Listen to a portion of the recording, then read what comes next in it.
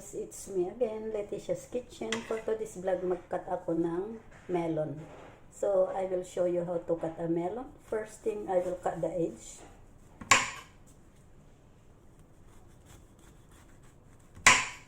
Then, just cut into half.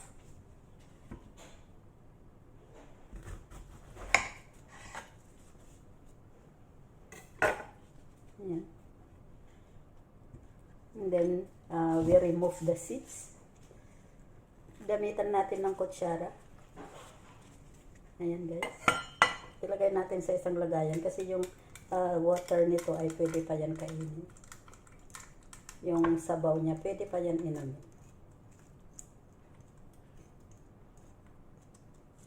Ayan. So, kabilaan yan. Pareho lang ang pagtanggal.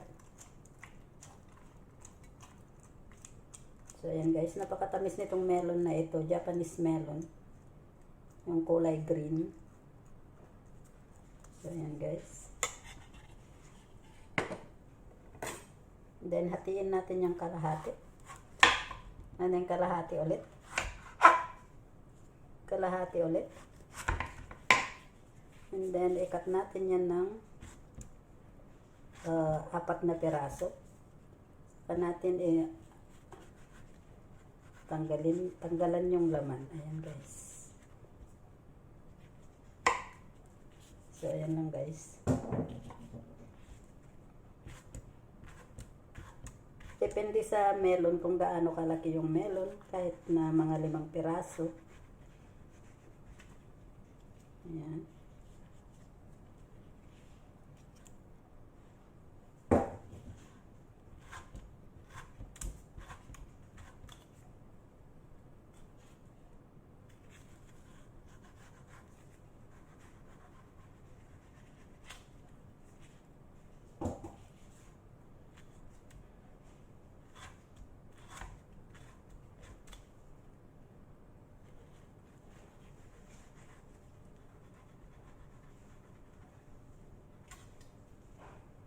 So, ayan na guys.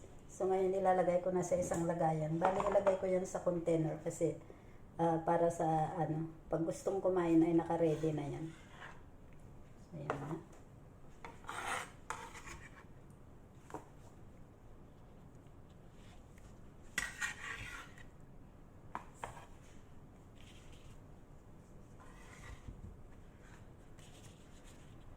Ayan na guys, nakalagay na sa container. Nilagay ko na yan sa container. So, thank you guys for watching. Please don't forget to click like and share. Thank you. Bye-bye. God bless.